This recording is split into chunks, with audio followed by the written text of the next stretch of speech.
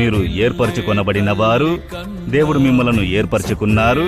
మీరనుకోవచ్చు, నాకు జ్ఞానము లేదండి, ఆత్మీయ అనుభవము లేదండి, నేను అర్హత కలిగిన వారిని కాదు అని అనుకుంటున్నారా?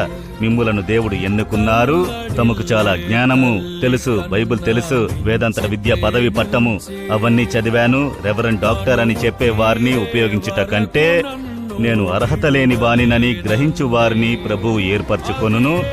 ఆంధ్రప్రదేశ్ రాష్ట్రములో గుంటూరు పట్టణములో ఏసన్న అనే ఒక దైవజనుడు లేచి పరిచర్య చేయుచుండెను. అతన్ని గురించి చూసినప్పుడు 7 సంవత్సరాలు పిచ్చి పట్టి మెంటలుగా వీధి తిరుగుచు భిక్షమెత్తుతూ తిరుగుచుండిన ఒక మనుష్యుడు. అతడు చేసేది అతనికే తెలియదు. తనలో తాను గొనుక్కుంటూ ఎంగిలాకులలో ఉన్న వాటిని తింటూ ఉన్నవారు ఒకరోజు యేసు ఆయన్ని సంధించారు. సూటిగా దర్శించి విడుదలనిచ్చి సేవ కొరకై ఏర్పరచుకున్నారు.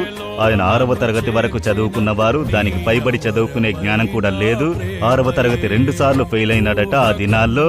అయితే సేవకు ఏర్పరచుకున్న దేవుడు ఆయన్ని ఏర్పరచుకుని వేల కొలది సంఘాలను ఆయన స్థాపించారు. వేల కొలది సేవకులను ఆయన ద్వారా లేపినారు.